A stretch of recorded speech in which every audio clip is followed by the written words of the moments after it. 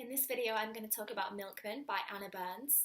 This won the 2019 Man Booker Prize, and it's the first time that a Northern Irish writer has won the prize, so that's great. I read this for my book club at work, which I set up. I finished this and found myself feeling a bit conflicted. I'm not sure really whether I completely liked it. I definitely didn't love it.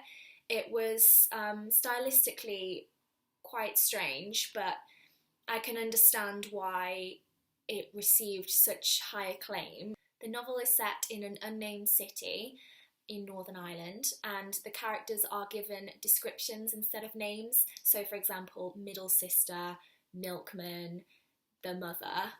Nobody actually has a name, nowhere has a name, which is a really interesting concept and almost helps you to understand who Burns is talking about. The unnamed protagonist is an 18-year-old girl, and she is being pursued by a paramilitary who is known as the Milkman. We later learn that Milkman is in fact his name. I think he's the only person who is actually named in the book. He is a very strange and ominous figure who very subtly stalks the protagonist. He never touches her, he never makes contact with her, but he is always there, he's always lurking, which really creates a tense and eerie atmosphere. The whole book has a general gloomy, quite ominous atmosphere about it.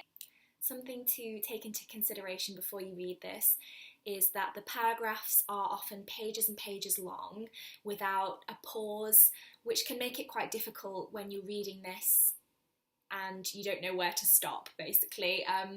When you've got kind of pages and pages and pages and it's all one paragraph and it doesn't end, you don't really know where to put your bookmark. The chapters are often kind of 30 to 40 pages long, which does create some difficulty when you just want to read here and there in little bits. The language as well is very...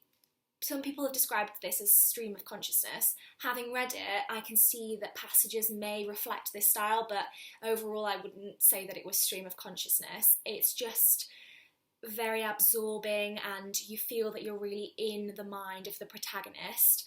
A lot of the language she uses is quite simplistic and grammatically not correct, so it does seem that you're in her head. You kind of come across these grammatical errors and slight weird phrasings of certain words and sentences, and you're jarred by that. I think my main recommendation for people reading this book is to just kind of let the prose wash over you in a way, rather than focusing on reading every sentence and really taking in every sentence. Don't overthink it too much.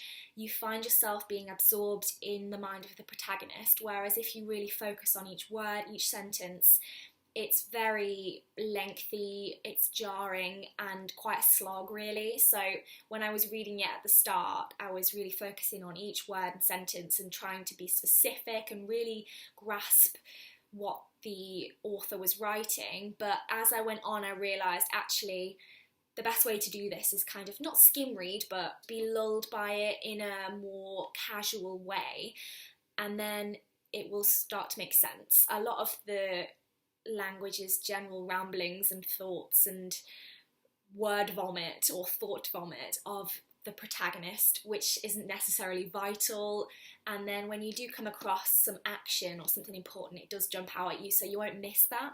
So I would definitely recommend just kind of almost skimming over a lot of the language, take it in at a glance, but don't focus too specifically on each word because it will just be a complete slog. I suppose I did quite like this book. As I said, I didn't love it, and I don't know if I would recommend it to everyone. I gave it 3 stars on Goodreads, which I think possibly it was more like a 2.7, 2.8.